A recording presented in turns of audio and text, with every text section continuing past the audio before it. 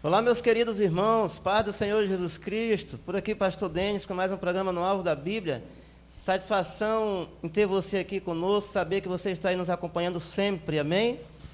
E nós estamos aqui hoje recebendo o nosso irmão Pastor Fonseca.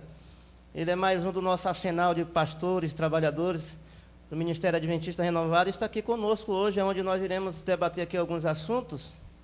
E eu gostaria de passar aí a palavra para o nosso pastor, para ele falar aí com o nosso público.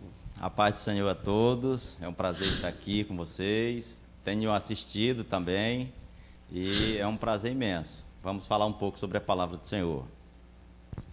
Louvado seja o nome do Senhor Jesus Cristo, continue conosco, nós estaremos de volta logo após a vinheta.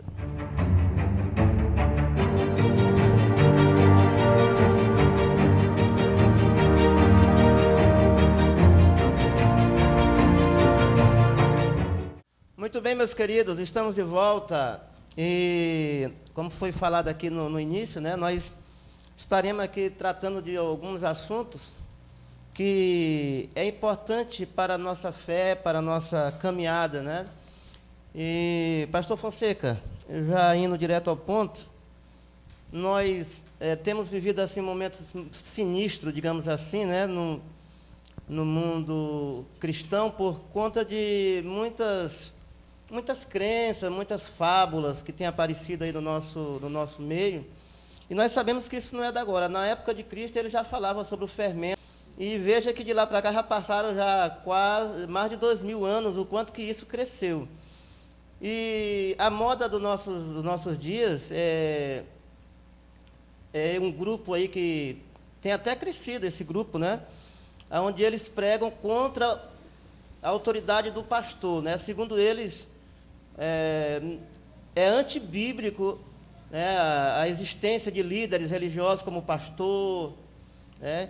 E a minha pergunta diante dessa situação para o senhor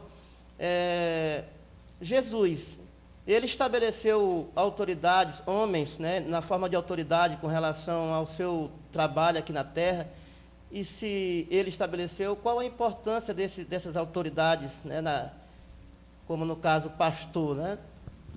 Pois bem, vamos lá. Primeiramente, eu gostaria de dizer que todos são livres para crerem no que quiserem, não é verdade? Amém, com certeza. Se nós constituirmos a Jesus como o Senhor da nossa vida, então a coisa muda, não é verdade? A Bíblia diz, no Salmo 23, o Senhor é o meu pastor, nada me faltará. Então, se a gente se propõe a crer que Jesus é o Salvador, que Deus é o Senhor de todos, então a gente precisa ver o que a Bíblia diz, não é verdade? No assunto de pastores, primeiramente Jesus escolheu 12 discípulos, não é? E ele comissionou esses discípulos para levarem o Evangelho. Quando chega em Atos, a igreja começa a ganhar corpo, a se organizar, visto que Jesus já não estava mais no meio deles, e eles precisavam de uma liderança, naturalmente, não é? A gente percebe que lá na antiga aliança, Deus estabeleceu os sacerdotes, os sumos sacerdotes, não é isso? E quando Jesus vem, ele escolhe os seus 12 discípulos e ele dá a eles a autoridade, não é, de liderança, naturalmente. Eles foram ungidos por Jesus. A gente vê em Atos, no capítulo 6, até a gente vai falar mais para frente sobre isso, sobre os diáconos também. E o apóstolo São Paulo, que era um ministro do Evangelho, ele fala na carta aos Hebreus, dizendo assim: obedecei a vossos pastores e sujeitai-vos a eles, porque velam por vossas almas, como aqueles que hão de dar conta delas, para que o façam com alegria e não gemendo, pois isso não vos seria útil. Então, se a carta aos Hebreus está dizendo que é para obedecer aos pastores, aí diz muita coisa. Primeiro, que existem pastores escolhidos por Deus e que os filhos de Deus, os discípulos de Jesus, precisam estar sujeitos a esses pastores.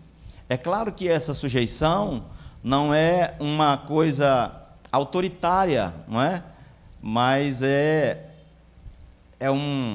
uma disposição do coração de cada um de estar sujeito primeiramente a Deus, não é? Até a Bíblia pergunta: se tu não ama o teu próximo a quem tu vê, como tu vais amar a Deus a quem tu não vê. Não é verdade? Então, se a pessoa não consegue se sujeitar a um homem que foi colocado como líder, como é que essa pessoa vai se sujeitar a Deus? Não é verdade? Muito bem, pastor. E essa questão aí de que, né, a gente sabe que, até a Bíblia diz isso, que a salvação ela é individual, né? Cada um vai dar conta de si. Isso, porventura, não estaria nos desobrigando dessa sujeição a um homem, já que nós vamos dar conta cada um de si? Bem, todas as coisas que a gente vai fazer tem que ser no Senhor. A Bíblia diz que é para a mulher ser submissa ao marido no Senhor. Tudo que for fora do temor ao Senhor não é agradável a Deus, não é? Então, uma vez que a pessoa quer se sujeitar a Deus, ela precisa estar sujeita ao que a Bíblia ensina, não é? Quando a Bíblia diz que cada um dará contas de si mesmo a Deus, é porque a vida pessoal de cada um, ele vai dar conta de si, naturalmente, não é? Mas uma vez que nós fazemos parte de um grupo, como Jesus Cristo chamou 12, e depois ele comissionou esses discípulos a irem por todo mundo, pregar o evangelho a toda criatura, aí ele dá toda uma sequência de ensinos, não é? Ele diz que tem que ser batizado, não é? O apóstolo São Paulo vai falar lá para a carta aos Coríntios da importância da igreja ser um corpo, ser unida, não é? Ter um propósito. Então, fica muito claro que existe uma organização, que existe um grupo do qual nós fazemos parte. Então, como é que até a Bíblia faz uma alegoria em relação à igreja, que a igreja é o corpo de Cristo. Cristo é a cabeça, não é? Deus é o cabeça de Cristo, Cristo é a cabeça da igreja, não é? E nós somos membros desse corpo, não é verdade? Se nós estivermos desligados desse corpo, Jesus também faz uma outra alegoria nesse sentido. Ele diz que toda vara que nele não der fruto, ele corta e lança fora e será lançado no fogo, não é verdade? É a mesma coisa de uma pessoa que diz que serve a Cristo e ele se desliga do corpo, então ele não vai dar fruto, como a Bíblia. Como é que um galho pode dar fruto desligado da sua mãe, da sua árvore mãe, não é verdade? Ele vai morrer. Da mesma forma também é uma pessoa que diz que vai servir a Jesus, como é que ele pode estar desligado da igreja? Está insubmisso àquilo que Jesus estabeleceu, porque o pastor ele não é constituído por si mesmo, ele é constituído por Deus, não é? Então como é que esse irmão, que essa pessoa que diz que serve a Deus, diz que vive uma fé autônoma, vamos dizer assim, não é? Desligado da comunhão com a igreja, não se sujeitando a um pastor, como é que ele pode se autorrepresentar, se Deus estabeleceu um povo aqui na terra, não é verdade? Amém, pastor. Muito bem.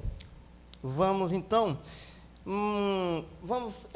a pergunta que eu quero lhe fazer agora, pastor Fonseca, qual a importância de um pastor na vida de um membro, Pois bem, o que a Bíblia diz é que o pastor, ele vela pelas almas dos irmãos, né?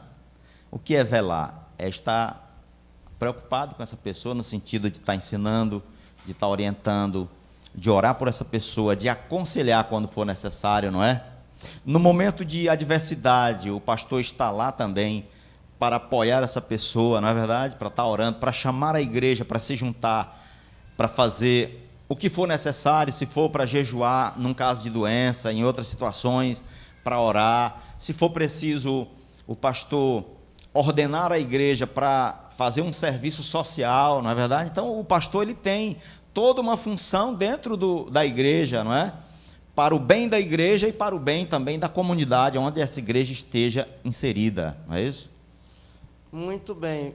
E existe algum critério para a escolha de pastores, de liderança? Bem, quando Jesus chama os seus 12 discípulos, não há nenhum critério apresentado ali, não é? O critério mais básico era crer em Jesus, não é? Jesus chegava na pessoa e já ia chamando. Só que a gente vê o andar da igreja, e o apóstolo São Paulo ele fala sobre isso, né? Na primeira carta de Paulo a Timóteo, no capítulo 3, ele fala sobre esse assunto. Ele diz assim, a partir do versículo 1: esta é uma palavra fiel. Se alguém deseja o episcopado, excelente obra almeja. Aí ele vai falar agora das atribuições que tem que ter um homem para ser escolhido para o ministério. Convém, pois, que o bispo seja irrepreensível, marido de uma mulher, vigilante, sóbrio, honesto, hospitaleiro, apto para ensinar. Vejam as atribuições, não é isso? Não dado ao vinho, não espancador, não cobiçoso de torpe ganância, mas moderado, não contencioso, não avarento, que governe bem a sua própria casa, tendo seus filhos em sujeição, com toda modéstia. Porque se alguém não sabe governar a sua própria casa, terá cuidado da obra de Deus? Então, a gente vê aqui toda uma exigência, não é? Para essa pessoa, o candidato ao presbiterato, ao ministério, não é? Porque a consagração de pastor é o presbítero que a Bíblia fala, não é? Que é uma palavra sinônima para bispo, não é? Que é a mesma coisa. Então, o homem que vai ser escolhido por Deus para governar a casa de Deus, para ministrar na obra de Deus, tem que ter essas atribuições aqui faladas por Paulo, né?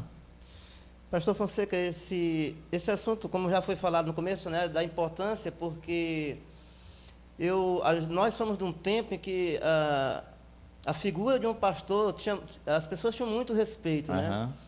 E isso tem ficado um pouco assim que banalizado, né? Até devido exatamente a essa nova teologia aí de que nosso pastor é Jesus, nós não precisamos de pastor, né? Então é por isso que é importante a gente tratar desse assunto, para a gente trazer de volta essa importância, né, da figura do pastor como homem de Deus, não só para a igreja, mas também na sociedade que nós vivemos, né? Sim. Jesus falou uma coisa que é verdade, que se cumpre. Na verdade, tudo que Jesus falou é verdade, não é? Mas essa que eu me refiro agora diz assim: Jesus disse: por se multiplicar o pecado, o amor de muitos esfriará. Nós estamos vivendo uma época muito difícil, não é? Porque nós estamos vivendo, meus irmãos, bem próximo da volta de Jesus. Claro que nós não sabemos o dia da sua volta, não é? Mas pelo que a gente lê na Bíblia e pelos acontecimentos que têm se dado no mundo, nós sabemos que está muito próximo o fim, a volta de Jesus. Então, a gente está vivendo essa época. Paulo falou também uma coisa muito importante, nesse sentido, ele disse, olha, naquela época, há quase 2000 anos, ele disse, olha, os homens vão ser amantes de si mesmos, não é? Vão esfriar o amor, ele fala sobre isso também.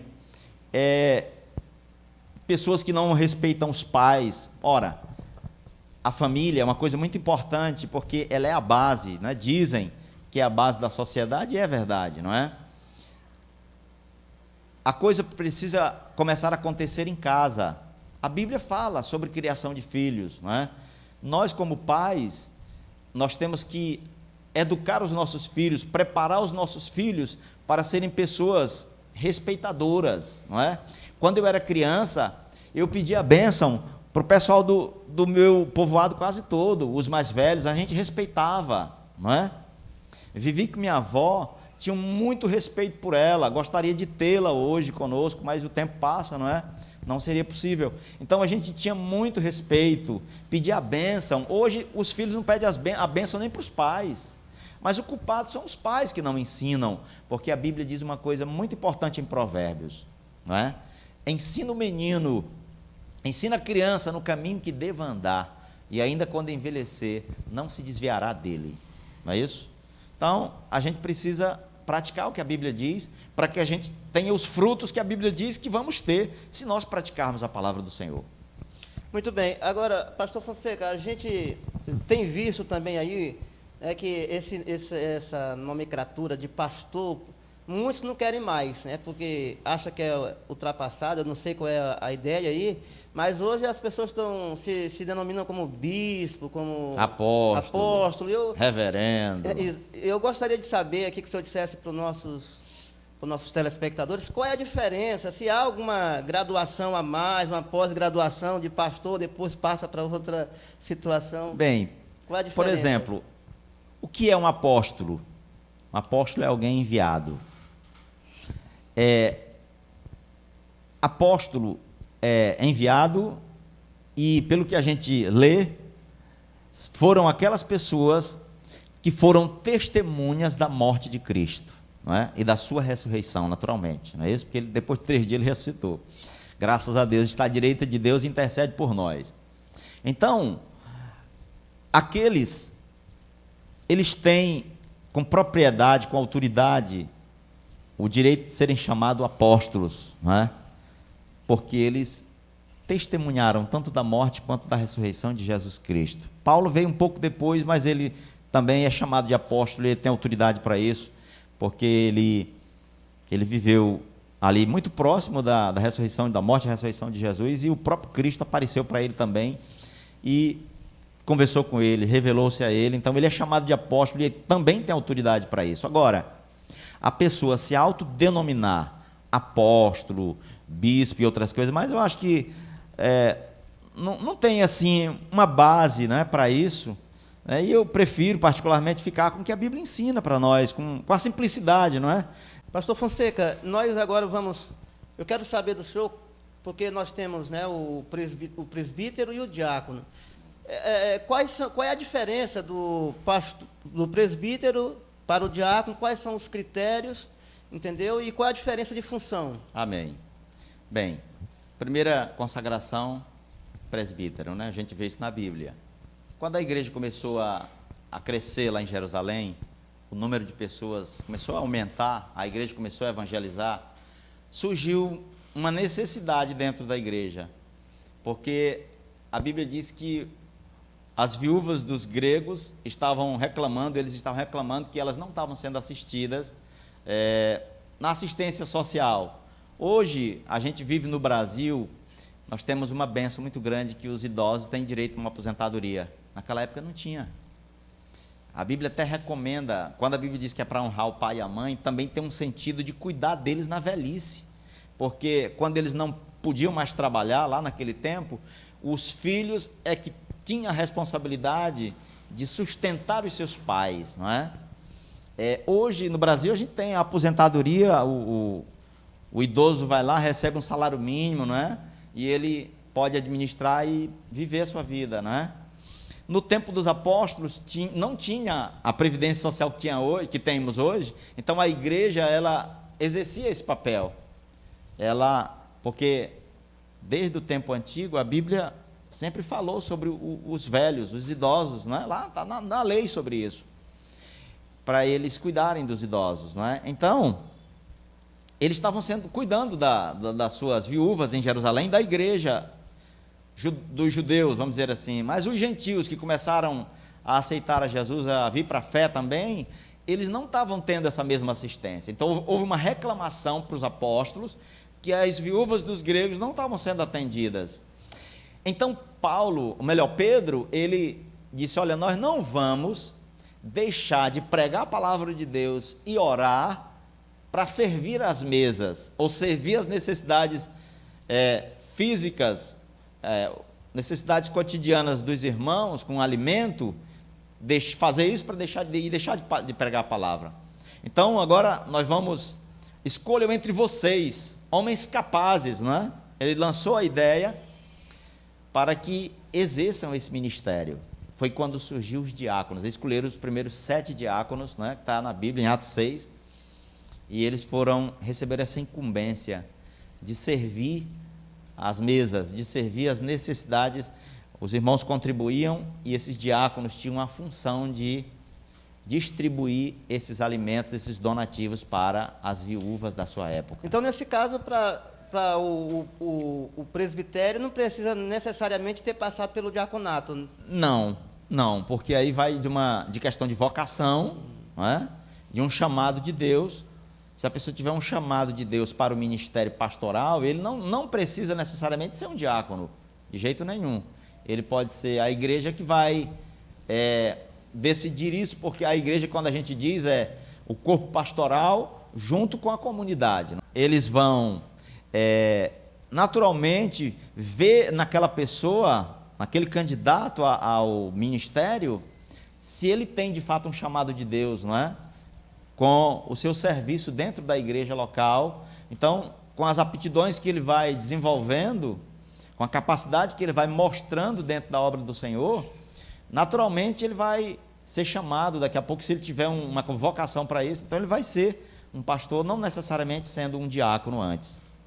Muito bem, então a diferença, né, porque o pastor ele está mais voltado para a questão da pregação da palavra, do né? ensino, da pregação, do acompanhamento, não é, das necessidades pastorais, espirituais do crente, do irmão. E o diaconato, o diácono ele é mais voltado para essa questão social. Exatamente. Né, da assistência social dentro da igreja. A palavra diácono em si significa servir, né? Serviço, servo, por aí. Muito bem. Muito bem, pastor. Nossa conversa aqui está muito boa. Eu tenho certeza que está trazendo assim, um esclarecimento muito bom aí para os nossos acompanhantes também. Agora, pastor, nós vamos fazer uma pergunta aqui para o senhor. E essa pergunta aqui é sobre...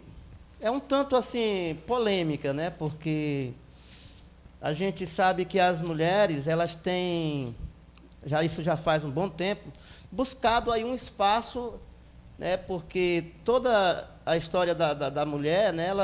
Ela foi restrita assim a um espaço, né? Digamos que tem muita gente que olha como uma inferioridade. E aí, desde muito tempo, as mulheres têm lutado os direitos iguais, né? Galgado o mesmo espaço na sociedade que o homem, e isso nada contra, né? Mas até onde isso vai com relação à autoridade, né, dentro da igreja? Ou seja, existe unção para a mulher como pastora, como... Né, nessa questão do presbitério, eu gostaria que o senhor falasse sobre essa questão. Bem, primeiramente, quando Deus criou o homem e viu que ele se sentiu só, porque todos os outros seres vivos tinham o seu igual, não é? O feminino, né? A fêmea da sua espécie. Quando ele viu Adão sozinho, ele sentiu que ele não estava bem, que estava faltando para ele a igual dele, não é? Então a Bíblia diz que Deus viu que não é bom que o homem esteja só. Então ele criou a mulher. A Bíblia descreve lá em Gênesis como ele criou essa mulher e diz que ela seria auxiliadora, adjutora, para que tivesse como que diante dele. Quando Deus disse que não é bom que o homem esteja só, é porque isso é verdade mesmo, não é? Então, sabiamente, Deus criou a mulher para completar o homem em vários sentidos, não é?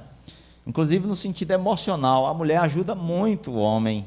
A mulher, já cantaram por aí que a mulher é o sexo frágil, mas na verdade a mulher é muito mais forte que o homem, não é? Ela é muito mais forte que o homem, para dor.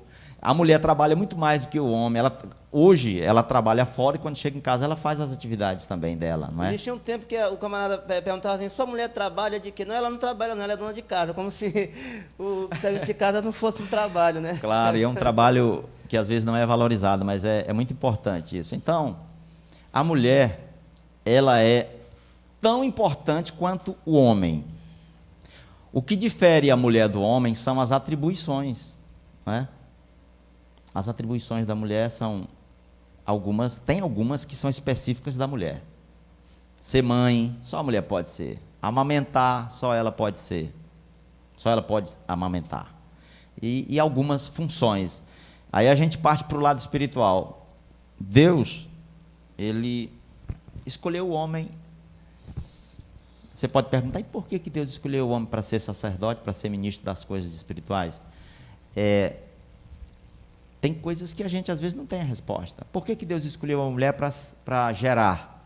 Não é? É um questionamento que você pode fazer. Então, Deus é soberano e se Ele estabeleceu regras, normas, existem coisas que a gente não pode questionar, é melhor obedecer, é melhor se sujeitar a Deus, não é?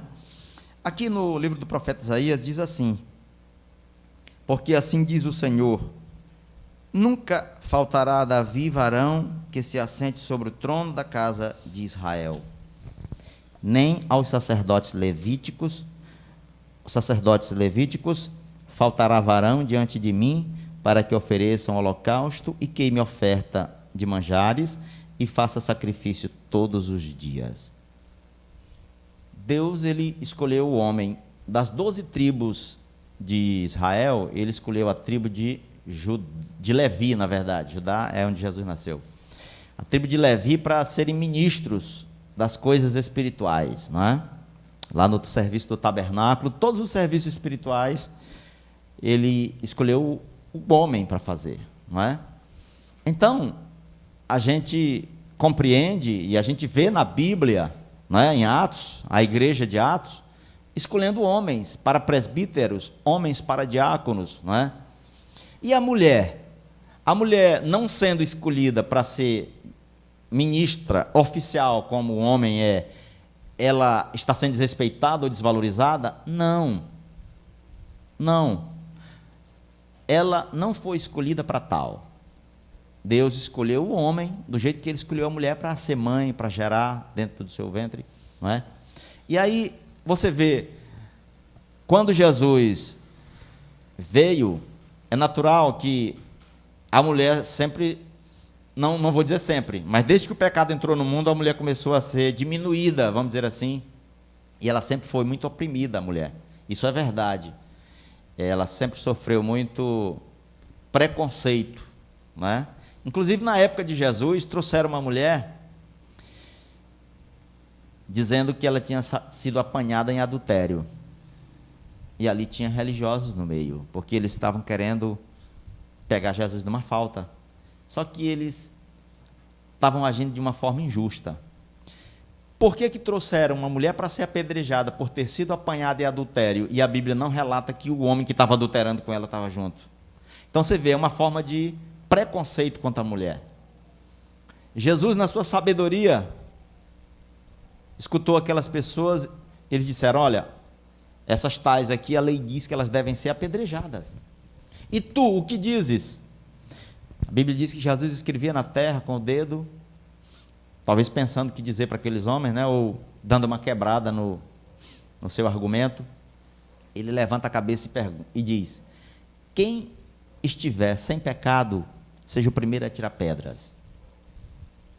A palavra de Jesus, ela é poderosa, não é? Ela penetrou no coração daqueles religiosos que conheciam as Escrituras Sagradas, mas não estavam pelo Espírito de Deus. Quando eles ouviram a palavra de Jesus, a Bíblia diz que eles se calaram, e começando pelos mais velhos até os mais novos, saíram e foram embora. De repente, Jesus se encontra só com aquela mulher e diz: mulher, cadê os teus acusadores? Não te condenaram? Ela disse: não, Senhor. Ele disse: nem eu te condeno, vai e não peques mais. Na sequência da história de Jesus, quando ele morreu e foi sepultado, na sua ressurreição, quem primeiro estava lá era uma mulher. E ele se encontrou com ela e disse: olha, diz aos meus irmãos que eu vou me encontrar com eles na Galileia, não é? Então, uma mulher foi a primeira a relatar sobre a ressurreição de Jesus. Isso é uma honra muito grande. Os homens não tiveram essa honra. Então, voltando para o assunto, consagrar mulheres.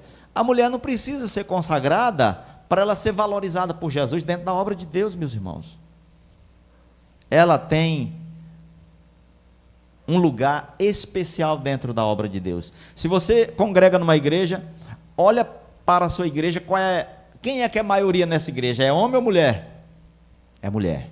Então a mulher, ela tem um campo muito grande para trabalhar, para servir ao Senhor dentro da igreja, com vários ministérios, com música, aconselhamento para mulheres, que a Bíblia inclusive diz para as mulheres mais velhas que ela tem que aconselhar as mais novas. Então, dentro do corpo de Cristo, ninguém fica sem servir, sem exercer uma função importante e louvável, a partir do momento que ela se dispõe a fazer isto, não é? Então a mulher, o que a Bíblia ensina é que ela é auxiliadora, ela é adjutora, não querendo dizer com isso que ela é inferior ao homem, não é? É só uma questão de atribuição, não é? Deus atribuiu ao homem o ministério. Agora, eu respeito, se a pessoa quer, porque todo ser humano é livre. Você é livre para crer ou deixar de crer, não é? Para crer em determinada coisa ou não é verdade? Agora, se nós quisermos ser bíblicos, vá ler na Bíblia para você ver quantas mulheres foram consagradas ao presbiterato, não é? Não tem nenhuma. Ao diaconato também não, não é? Então é isso que a gente tem a dizer. Então, meus irmãos, pastor Fonseca, diante de tudo isso que foi falado aqui, foi meditado, né, a lição que fica para nós é que nós devemos sim valorizar as autoridades constituídas por Deus, né, tanto na igreja, né, que é o universo que a gente vive, que a gente está falando aqui, como também todas as autoridades, porque diz que nenhuma autoridade há que não tenha sido constituída por Deus.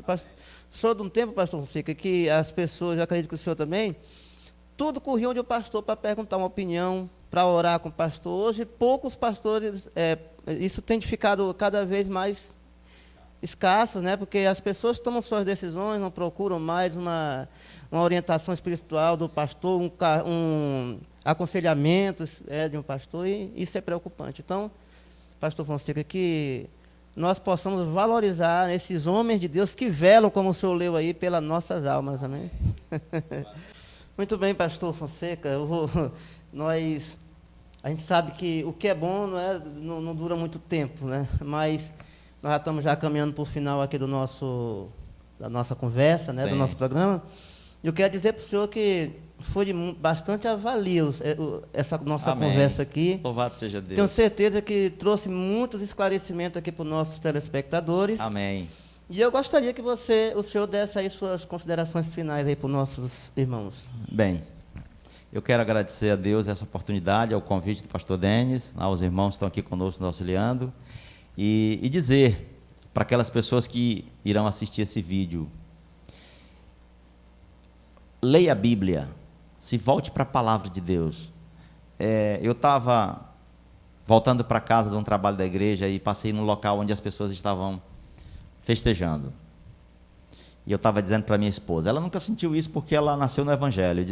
Eu disse, esse pessoal, eu entendo porque que eles estão aqui uma hora dessa, de madrugada, a rua cheia de carro, caso que a gente não passa na rua.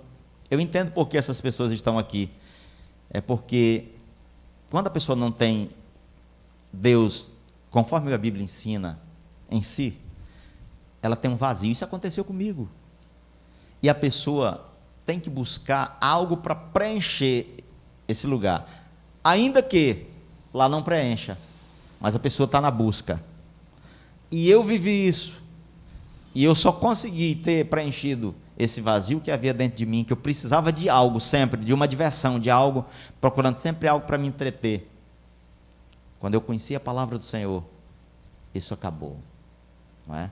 Então, você, se ainda não teve um encontro com Jesus, através das Escrituras Sagradas, da palavra dele, abra o seu coração, peça a Jesus para entrar na sua vida, porque quando ele entra, ele supre as necessidades, ele preenche todos os espaços que é dele, e outras coisas não terão lugar na sua vida. Agradeço em nome de Jesus. Muito bem, e a você que acompanhou esse trabalho, que Deus te abençoe. E quero convidar aqueles que ainda não se inscreveram no nosso canal, que se inscrevam. Também compartilhe aí para que essa mensagem alcance o máximo de pessoas possível. Com certeza você estará sendo um canal de bênção. Amém? Pastor Fonseca, nós vamos encerrar com uma oração, né? Sim, sim.